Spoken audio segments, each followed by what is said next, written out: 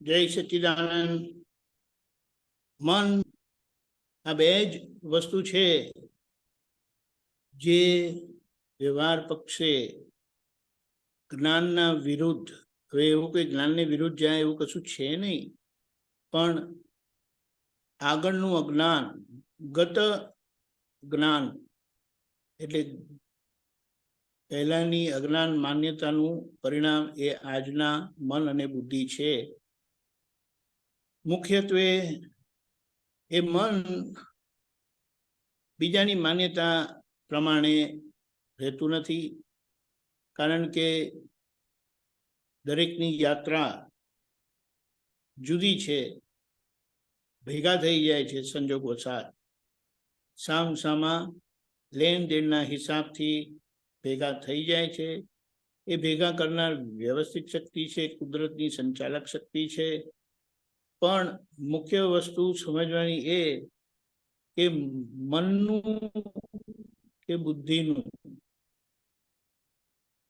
નાનામાં નાનું સ્પંદન પણ જો હોય ને તો એ વ્યવહાર વ્યક્ત કરી દે છે, એક્સપ્રેસ કરી દે છે. એનો મતલબ શું થાય કે એ દેખાડી જ દે છે. એમાં એને એમ કહીએ ફિઝિક્સમાં ભણવામાં આવે ને તો એને ટેર વેટ કહે છે. ટેર વેટ એટલે આ મશીનનું ટેર એટલે કે નાનામાં નાનું વજન એ માપી શકે એ આટલું છે.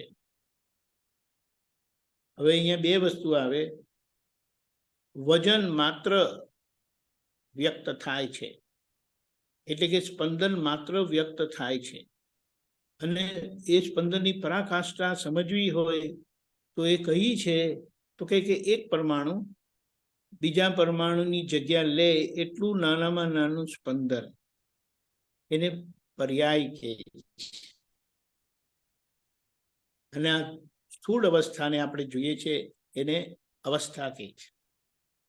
એટલે આપણે જે કહીએ છીએ ને દ્રવ્ય ગુણ પર્યાયથી હું સંપૂર્ણ શુદ્ધ છું, સર્વાંગ શુદ્ધ છું. તત્વ ગુણ અવસ્થાથી હું સંપૂર્ણ શુદ્ધ છું, સર્વાંગ શુદ્ધ છું. એટલે અહીંયા એ વાત આપણે સમજવાની છે. મુદ્દો એ છે કે વ્યવહાર એટલો બધો ઉદાર છે.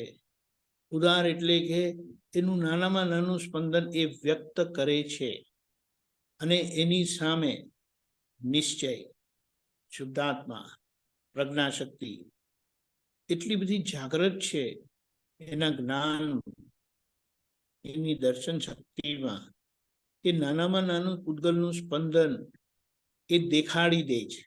આ બતાડે છે, એક્સપ્રેસ કરે છે વ્યવહાર, અને પેલું દેખાડી દે છે.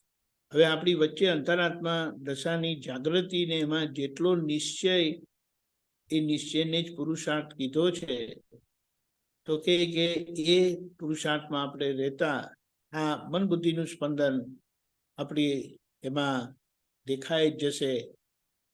આ ક્રિયા કરનારું છે, ખરેખર એ ક્રિયા કરાવે છે, વ્યવસ્થિત શક્તિ એને ક્રિયા કરાવે છે, અને આપણે એના જોનારા છે ખાલી.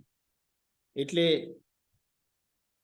આપણું અસ્તિત્વ બે રીતે છે, અંતરાત્મા દશાએ છે, અને જેટલું અંતરાત્મા દશાએ પ્રજ્ઞા પક્ષે રહ્યા તો એને એમ પણ કહ્યું છે કે આપણું અસ્તિત્વ પ્રજ્ઞાશક્તિ સ્વરૂપે છે. એટલે હું પ્રજ્ઞાશક્તિના ખાતામાં જે નિશ્ચય દ્રષ્ટિથી શુદ્ધાત્મા છે તે, પણ આજે એ જોવાની ભૂલ થાય છે. એટલે જોવાની ભૂલ થાય એટલે નિશ્ચય એવો પાક્કો થયેલો નથી. અને આજે એના ઉપર બીજું એક શું કહેવાય પરિસ્થિતિ એવી છે કે મન વાણી કાયાની એકતા ના હોવાના કારણે આપણો કરેલો નિશ્ચય 100%, પહેલા તો નિશ્ચય 100%નો નથી હોતો, પણ એની સામે 100%નો પણ નિશ્ચય કરેલો હોય તો મન વાણી કાયાની એકતા ના હોવાના કારણે એ પરિણામ આપતું નથી, એટલે કે રૂપકમાં આવતું નથી, માટે પ્રતિક્રમણનો ભાગ રહે છે. પણ આજે આ પદમાં આપણે જે જોઈએ છે મન બુદ્ધિ એના જે બધા સ્પંદનો છે તેને આત્મા જોઈ જાણે છે, એ આપણે સમજવાનું છે. અને પછી જે કીધું દાદા પાસે બેસવાથી બધા જ શ્વાસોશ્વાસ, એટલે આ ક્રિયાવાળા ભાગમાં આપણી ધમણી ચાલે છે, શરીરનું ધમણ ચાલે છે, શરીરનો શ્વાસોશ્વાસ ક્રિયા ચાલે છે. એ કર્મનું પરિણામ એટલે એ શ્વાસોશ્વાસમાં નિરંતરનો ભોગવટો છે, એટલે ભોગવટાનું સ્પંદન છે.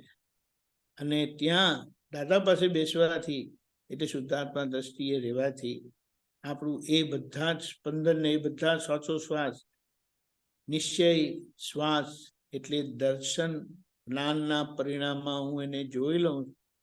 એટલે પેલો શ્વાસ, શરીરનો શ્વાસ આપણે દિવસે દિવસે સ્મશાન તરફ લઈ જાય છે, અને જોવા જાણવાનો શ્વાસ, નિશ્ચય શ્વાસ કહે છે ને, એ આપણને શુદ્ધાત્મા સ્વરૂપ બનાવ.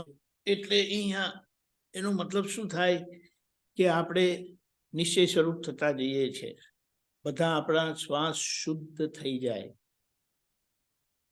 આપ્ત સ્વજન એને કહીએ રે, જેના પર આપણે મૂકી શકીએ પૂરો વિશ્વાસ.